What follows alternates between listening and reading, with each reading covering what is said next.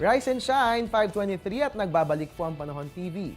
At dahil nga po may paparating na bagong bagyo sa ating bansa, mahalagang malaman ano nga kaya nga asahang lagay ng panahon for the next 3 days. Narito nga po ang 3-day weather forecast ng Pag-asa. Ayon nga po rito dyan sa Baguio, partly cloudy skies ang ating mararanasan.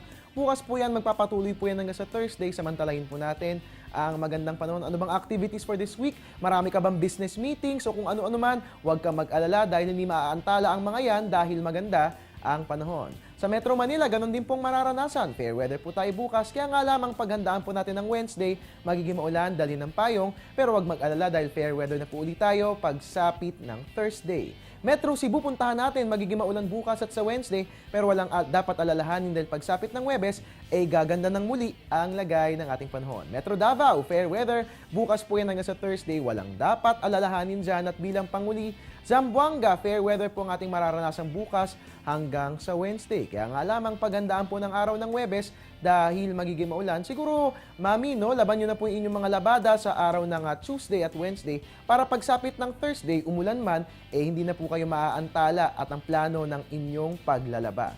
At yan nga po ang 3-day weather forecast natin sa atin ng Pag-asa. Magbabalik po ang Panahon TV makalipas ang ilang mga paalala.